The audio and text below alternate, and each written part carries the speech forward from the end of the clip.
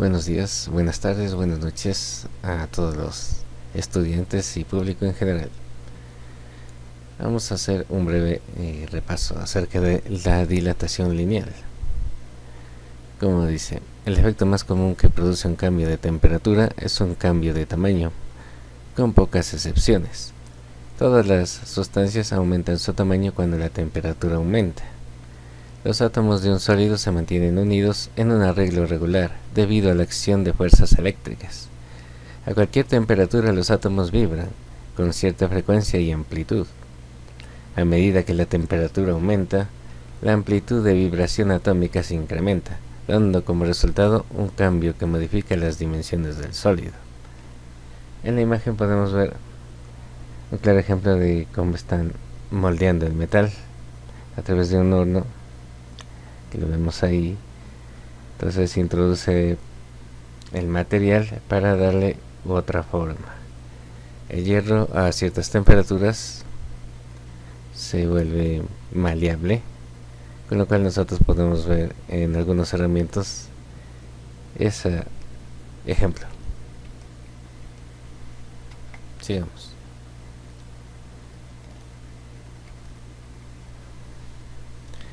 Ahí tenemos una imagen de cómo sería una pequeña barra de metal. A condiciones normales vemos que conserva su longitud. Ahí tenemos el L y el 0, que es la longitud inicial. La temperatura también representada como T y el 0, temperatura inicial, la temperatura ambiente. Pues la barra no tiene por qué modificarse, sigue estando normal.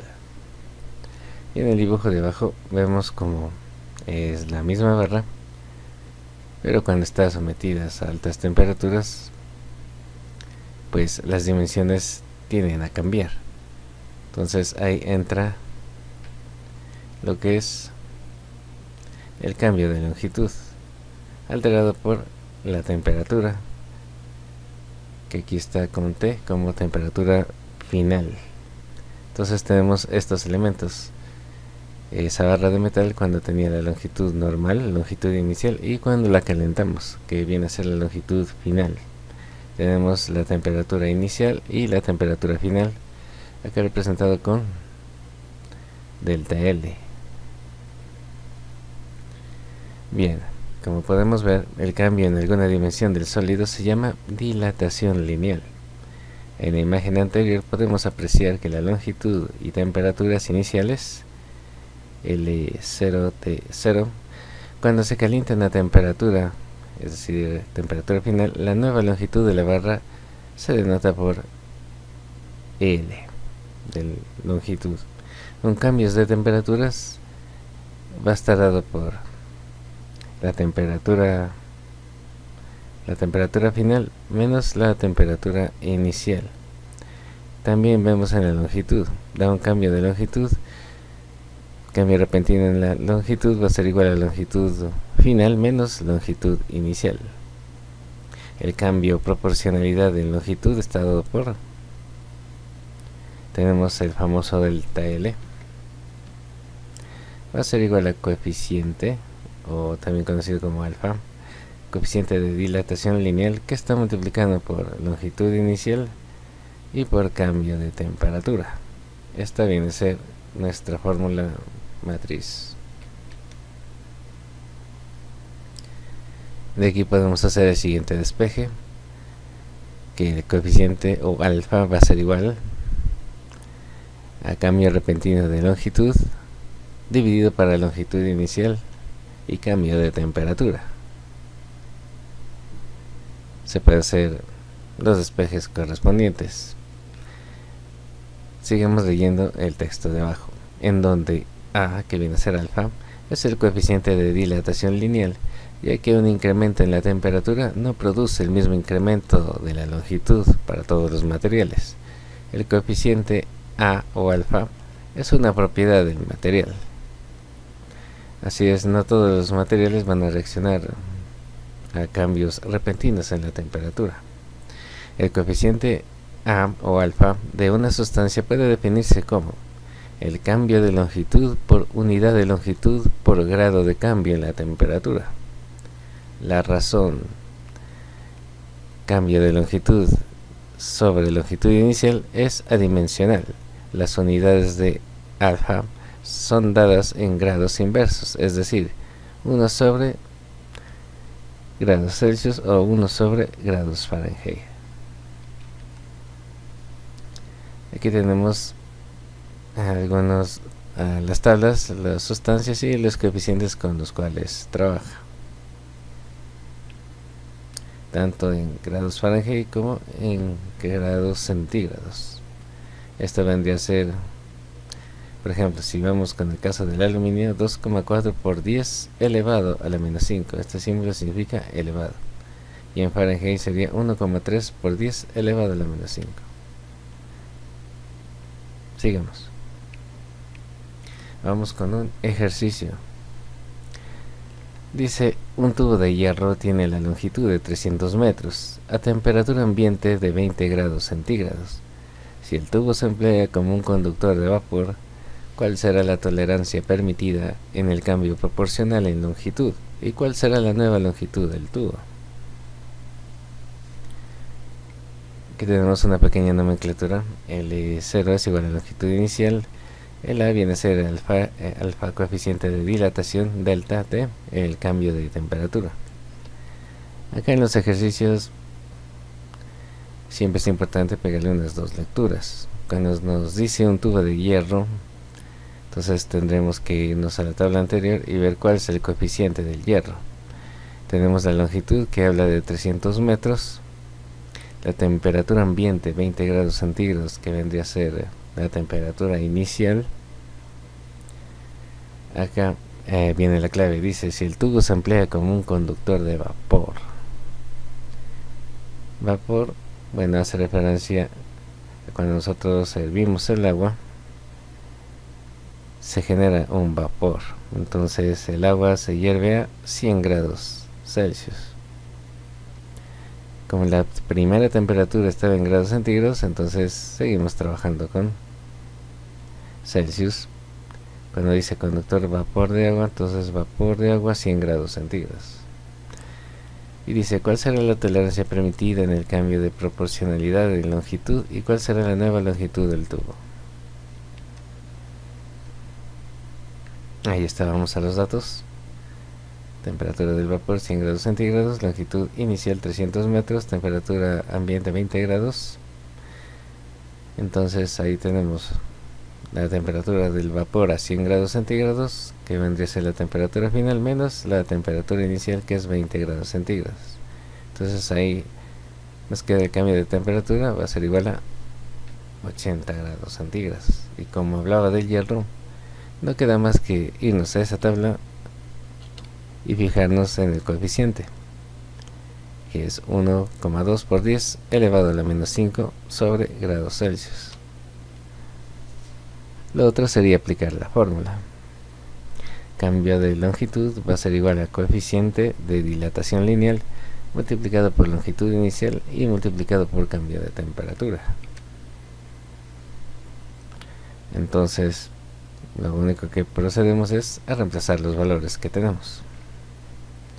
Coeficiente 1,2 por 10 elevado a la menos 5 multiplicado por 300 metros y multiplicado por la resta de las temperaturas, que nos quedó 80 grados centígrados sobre grados centígrados con centígrados. Bueno, queda 1, numerador y denominador es el mismo, entonces queda 1 ahí. Desaparece lo que es las unidades de grados centígrados. Entonces 1,2 por 10 elevado a la menos 5.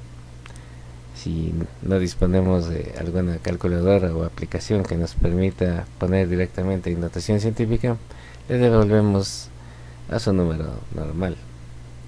Si aquí dice menos 5, le vamos a añadir esos 5 ceros. 1, 2, 3, 4, 5. Y este 1,2 la coma va a estar en el primer cero y esto se va a unir, va a quedar de esta manera: 0,4 ceros y el 12 multiplicado por 24.000. Entonces tenemos que lo que va a sufrir ese material va a ser un pequeño alargamiento de 0,288 metros.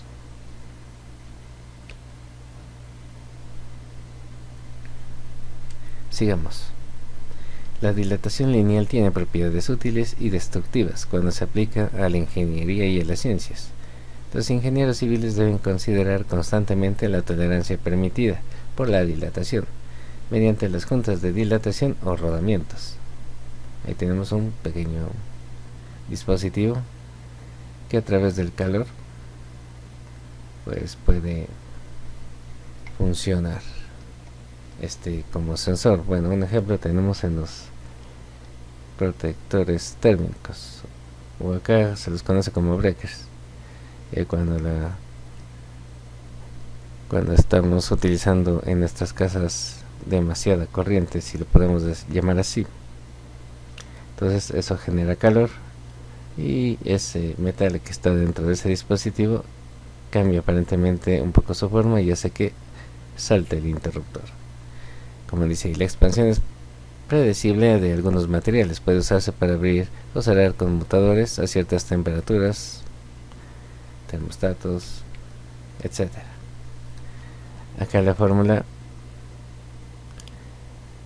es longitud, o sea, longitud final va a ser igual a longitud inicial más coeficiente de dilatación multiplicado por longitud inicial y multiplicado por el cambio de temperatura.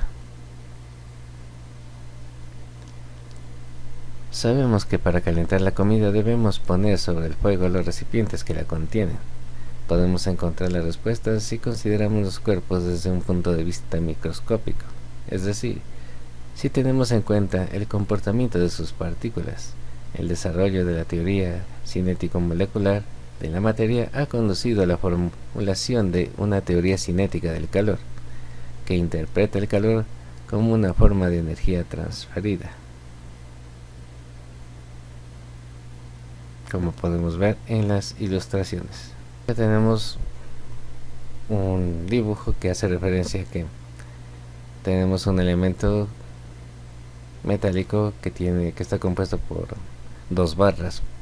La primera a nuestra izquierda es del latón y la segunda el hierro.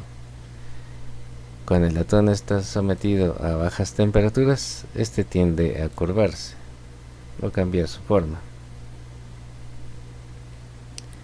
Temperatura final va a ser menor a la temperatura inicial. En cambio, si los dos materiales están a temperatura ambiente, acá representado como T0, no pasa nada.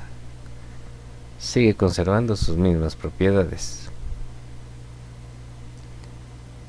En cambio, acá tenemos entre el latón y el hierro. Si el hierro está sometido a temperaturas, pues va a tender a cambiar sus propiedades. Ahí tenemos como que se deforma, como que se curva. Entonces la temperatura final va a ser mayor a la temperatura inicial, como está aquí. Ahora veamos la dilatación superficial. La dilatación térmica es analógica a una compilación fotográfica. Nótese que la perforación se hace más grande en la misma proporción que el material. Bueno, aquí tenemos una simulación de que es una superficie metálica tipo redonda que se ha hecho un agujero precisamente en el centro de esta. Entonces, si esta es la original y si le vemos con un microscopio, podemos ver que el agujero se hace más grande a la misma proporción que este disco. Como dice aquí, obsérvese también que si el material tiene un agujero, el área del mismo se dilata en la misma proporción, como si estuviera hecho del mismo material.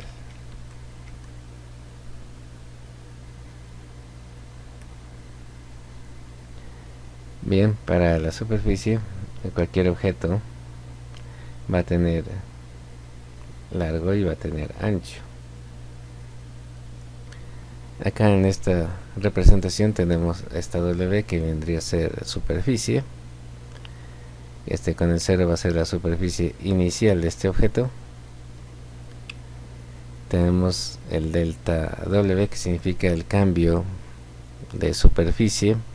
Tenemos la longitud inicial, tenemos la longitud final, tenemos el cambio de longitud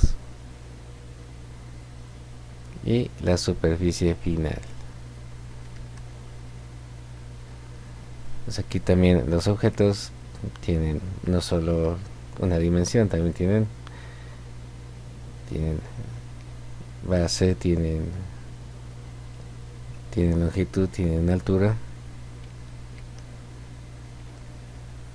Eso es lo que queremos representar con este dibujo. Como dice, considérese la dilatación superficial de la superficie rectangular de la figura, tanto en la longitud como en el ancho, largo y ancho. Como en el ancho del material, se dilatarán con la velocidad establecida en la ecuación. Entonces, para recapitular, tenemos esta primera ecuación. Longitud es igual a longitud inicial, que multiplica a 1 más el coeficiente de dilatación lineal multiplicado por el cambio de temperatura. Ahora, si esa misma fórmula le podemos utilizar con la superficie, va a ser, entonces la superficie va a ser igual a la superficie inicial, que multiplica a, entre paréntesis, 1 más el coeficiente de dilatación lineal multiplicado por el cambio de temperatura. Como dice, ahora se puede deducir una expresión para la dilatación superficial al encontrar el producto de las dos ecuaciones anteriores. Entonces tenemos ahí dos ecuaciones y lo que vamos a pretender es a unificar. Arriba tenemos el largo, se puede decir, y abajo el ancho.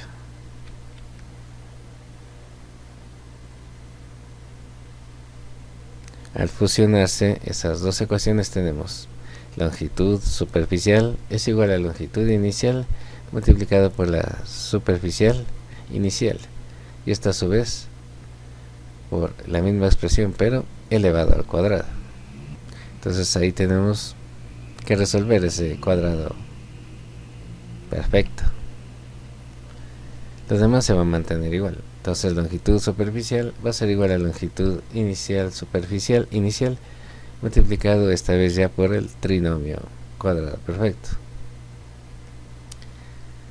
Recordemos que alfa está en base 10 elevado a la menos 5, por lo tanto se puede quitar el término que contiene a elevado al cuadrado y se puede redescribir de la siguiente manera. Longitud superficial va a ser igual a longitud inicial superficial inicial, que multiplica 1 más 2 alfa multiplicado por el cambio de temperatura.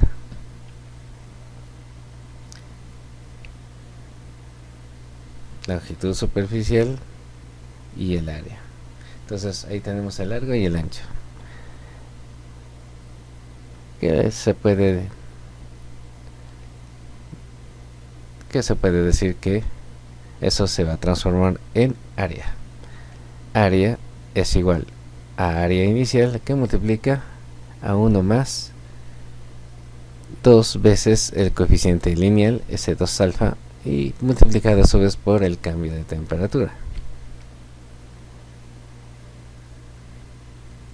donde A es igual a longitud superficial, representa la nueva área resultante, y A0 es igual a longitud inicial por superficie inicial.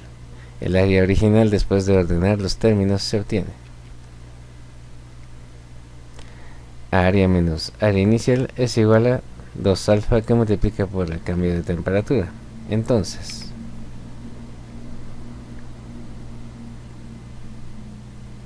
el cambio de área va a ser igual a 2 alfa multiplicado por el área inicial multiplicado por el cambio de temperatura. A eso podemos llegar también a la conclusión entonces que este 2a es igual a, en este caso, gamma, para darle un nombre a ese coeficiente, que quiere decir que es 2 veces el coeficiente de dilatación lineal.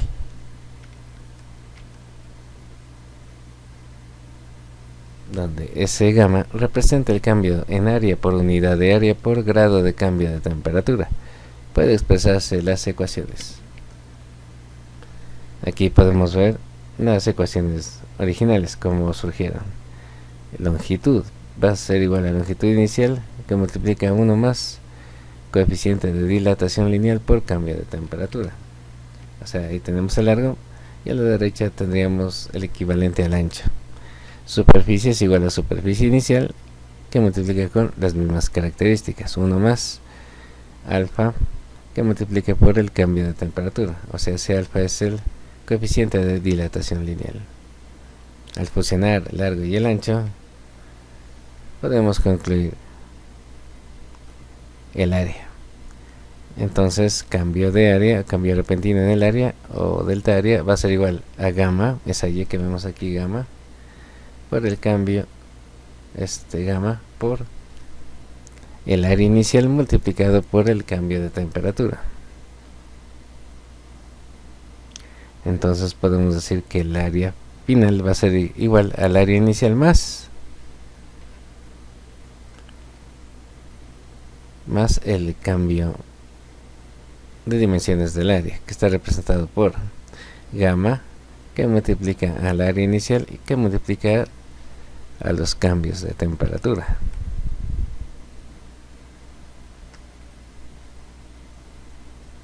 Veamos el ejemplo.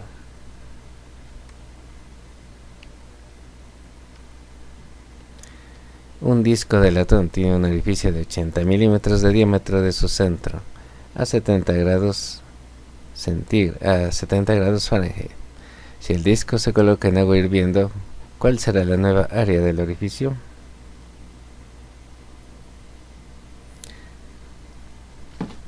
Acá también le podemos dar otra lectura. Ahí tenemos un dibujo de una representación del disco de latón.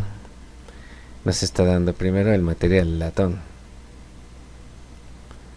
Tiene un orificio de 80 milímetros de diámetro en su centro, o sea, aquí.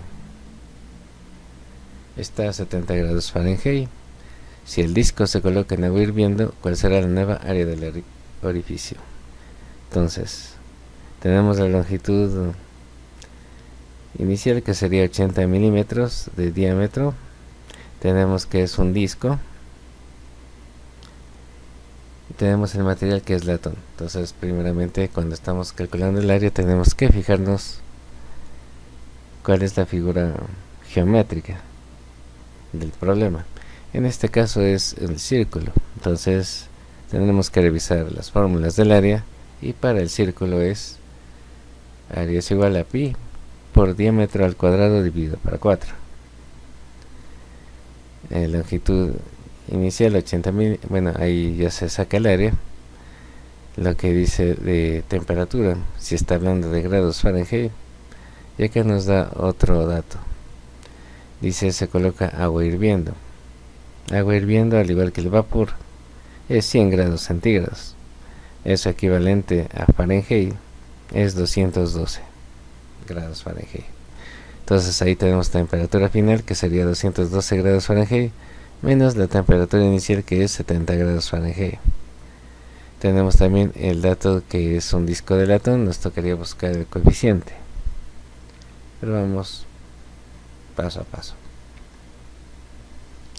Primer paso sería sacar el área del disco. En este caso, plato tiene una forma de un disco. Entonces, área inicial va a ser igual a pi por diámetro elevado al cuadrado dividido para 4. Hacemos el reemplazo, pi, que multiplica 80 milímetros elevados al cuadrado y divididos para 4. Entonces, primero podemos hacer que elevar los 80, elevarlos al cuadrado, luego multiplicar por el valor de pi y finalmente dividirlos para 4. Nos sale aproximadamente 5027 milímetros cuadrados. El área siempre está expresada en metros, centímetros, milímetros elevados al cuadrado. El otro paso sería el coeficiente de dilatación. Si estamos hablando de superficies, entonces sabemos que gamma es igual a 2 veces el coeficiente de dilatación lineal. Como nos dijo Latón, entonces ese es el coeficiente de Latón, 1 por 10 elevado a la menos 5 dividido para grados Fahrenheit. Como estamos hablando de superficie, entonces va a ser 2 veces el tamaño de este coeficiente.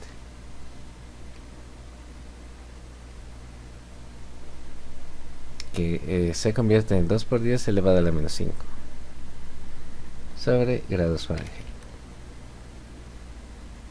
El cambio en el área del orificio se obtiene de la ecuación como sigue. Cambio del área va a ser igual a gamma, que multiplica a área inicial por cambios de temperatura. Entonces hacemos sencillamente los reemplazos.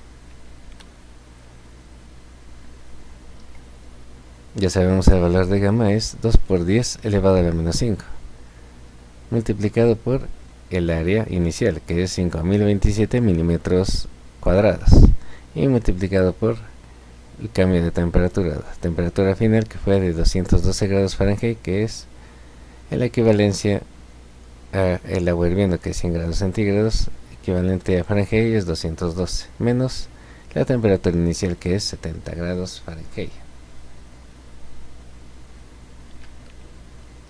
Hacemos primero, podemos hacer la resta y luego hacer la multiplicación. Como les digo, si es que no tenemos la posibilidad de ponerle directamente a notación científica, le devolvemos su número de forma normal.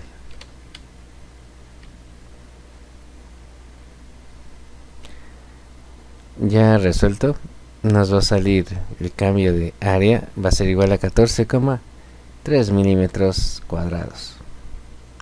Eso sería lo que se va a alargar. Cabe recalcar que en este tipo de ejemplo estamos viendo que como hay un cambio de temperatura, pues este material se va a alargar. Si hubiese sido viceversa, es decir, si la temperatura inicial fuera superior, pues como vimos en el ejemplo anterior, seguramente el valor del área iba a decrecer. Bien, tenemos este dato que es 14,3 milímetros al cuadrado, pero no sabemos cuál es el área total. Entonces nos tocaría sumar los 5027 milímetros cuadrados más 14,3 milímetros cuadrados. Área va a ser igual a área inicial más el cambio de área. De esta suma nos queda entonces que el área final es igual a 5041,3 milímetros cuadrados.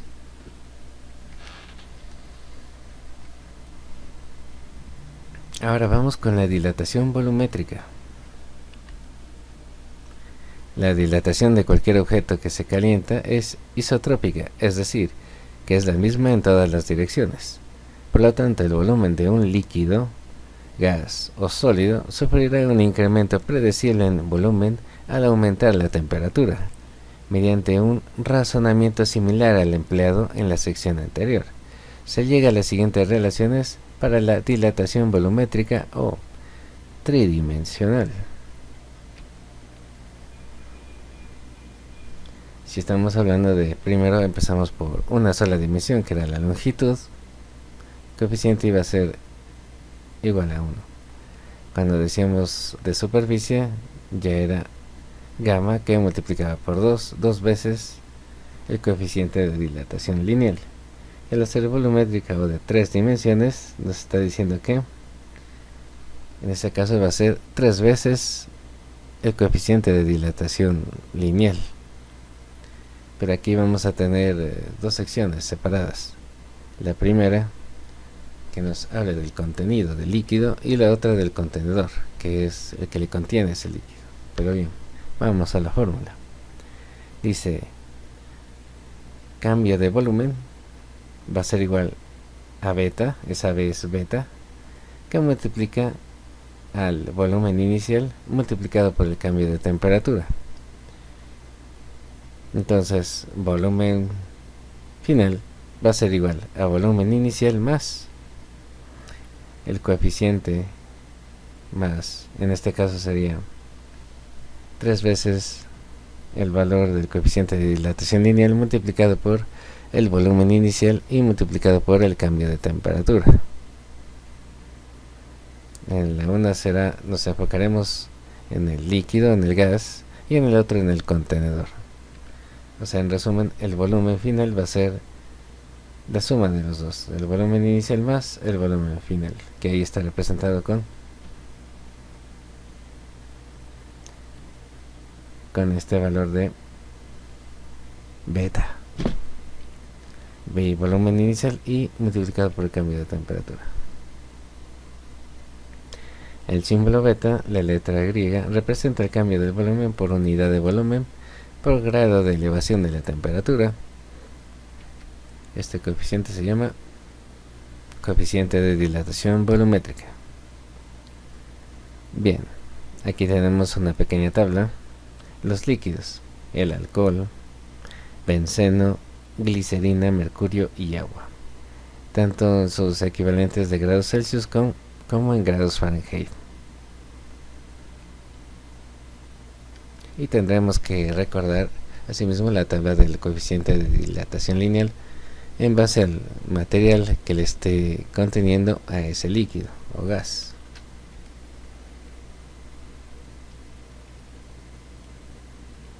El coeficiente de dilatación volumétrica es aproximadamente 3 veces más grande que el coeficiente de dilatación lineal, lo que estábamos hablando.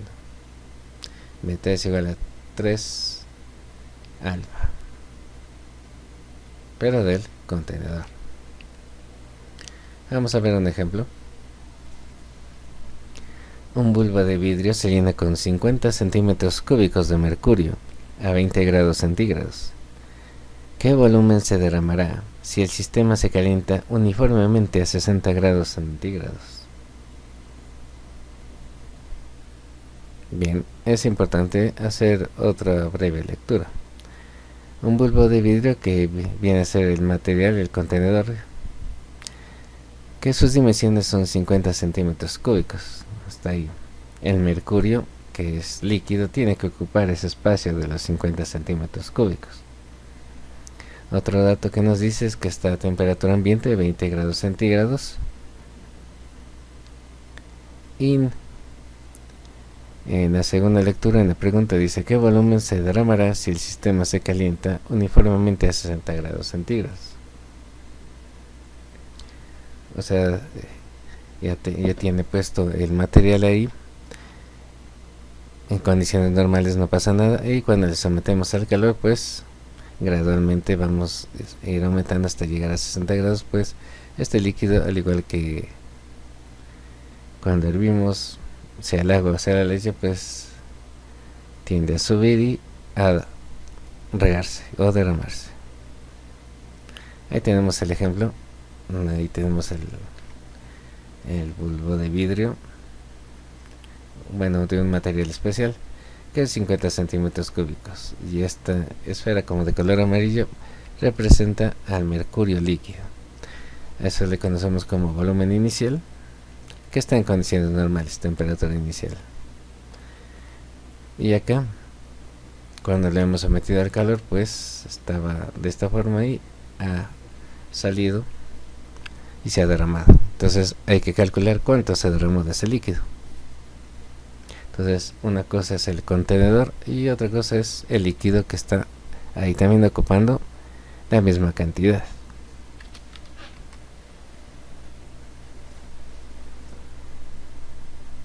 Inicialmente el volumen dentro del bulbo de vidrio es de 50 centímetros cúbicos y aumentará de acuerdo con beta, que es igual a 3 veces el coeficiente de dilatación lineal de ese material, al mismo tiempo que el mercurio. Incrementará su volumen dependiendo del valor de beta y el mercurio. El líquido que se derrame será, por lo tanto, la diferencia entre las dos dilataciones. Volumen derramado va a ser igual al incremento del volumen de mercurio menos el incremento del volumen del recipiente de mercurio. porque el recipiente que lo contiene también sufre alteraciones. Aquí tenemos una pequeña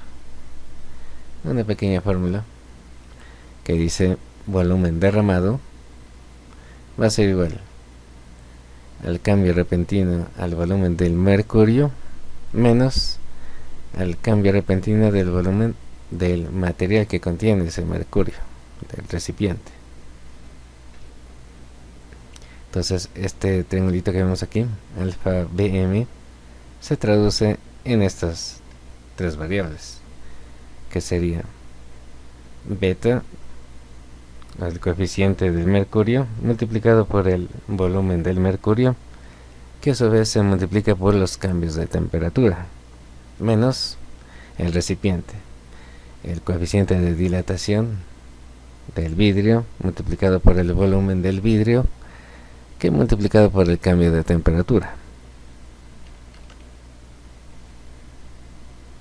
A cada uno solo tiene que hacer los cálculos por separado.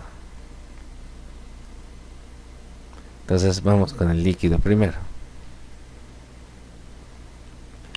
¿Cuál es el coeficiente del volumen del mercurio? Pues es de 1,8 por 10 elevado a la menos 4 sobre grados Celsius, multiplicado por el bulbo que está conteniendo el mercurio, que está ocupando ese espacio, es de 50 centímetros cúbicos, y multiplicado por, se hizo la resta correspondiente de las dos temperaturas y nos dio 40 grados centígrados o Celsius. Hacemos la primera multiplicación. Ya sabes, si es que no tenemos forma aquí de hacerlo directamente, pues recordamos que como aquí está exponente negativo, ubicamos los 4 ceros y este 1,8 se transformaría en 18, es decir 0,3 ceros, el 18 multiplicado por 50 y multiplicado por 40. El valor que nos da es de 0,36 centímetros cúbicos, que sería el volumen del mercurio derramado. Ahora vamos con el recipiente. El cambio de volumen del recipiente va a ser igual a 3 veces el coeficiente de dilatación lineal del recipiente multiplicado por el volumen que está diseñando ese recipiente y a su vez con el cambio de temperatura. Entonces, como decía vidrio Pyrex, vamos a la primera tabla que vimos del coeficiente lineal y multiplicamos por el 3. Luego multiplicaremos por los 50 centímetros cúbicos, que es el diseño de ese material, multiplicado por la misma temperatura, 40 grados centígrados. ¿Por qué? Porque tanto el líquido como el contenedor, como es decir, ponemos una olla, ponemos el agua y la hacemos hervir, entonces tanto la olla como el agua están hirviendo a la misma temperatura, están ocupando las mismas dimensiones, o sea, por lo tanto el uno, como es líquido, tendrá a derramarse y el contenedor también sufrirá un pequeño cambio en sus dimensiones. Hacemos la multiplicación y nos queda 0,018 centímetros elevados al cuadrado. Pues bien, hay que ver cuál es el volumen derramado. Ya con los valores unificados podemos hacer la resta. Volumen derramado va a ser igual al valor al cambio del volumen, en este caso del líquido del mercurio, menos el cambio del volumen en el material que lo contiene. 0,36 centímetros cúbicos menos 0,018 centímetros cúbicos. El valor derramado total ha sido igual a 0,342 centímetros cúbicos. Eso ha sido todo por hoy. Que pasen bien. Hasta pronto.